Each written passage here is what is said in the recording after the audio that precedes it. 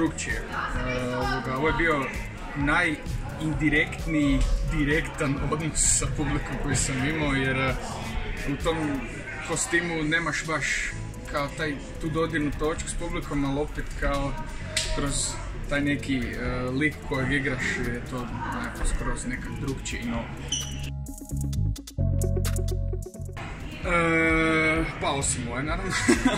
Mislim, moja meni najcute, ali vjerojatno Meduza. Morao bi reći Meduza, najljepša maska stvarno je i baš je onak predobro složena. Pa normalno da je, jer je ovo jedno jako lijepo iskustvo, naravno povežiš se sa ljudima, makar evo opet kao indirektno, ali ipak imaš tu neku konekciju s tim ljudima, i plesači, i vozači, i cijela produkcija, tako da je bilo jedno jako lijepo iskustvo.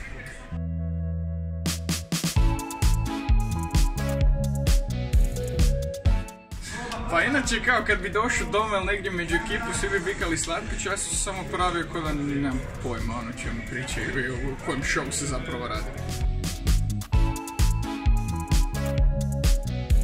Naravno da volim sladoled i kao što sam rekao, baš mi preslatka mi maska. Pa zato što smatram da pjevanje na engleskom dio mog identiteta i jednostavno bilo mi je malo ugodnije, ali evo, u ovoj epizodi sam izašao malo izvan tih granica svojih.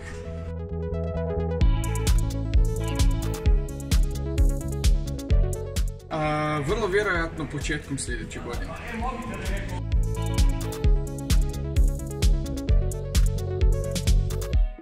Pa u skorije vrijeme, ali sve svojim tokom. Normalno. Normalno da je.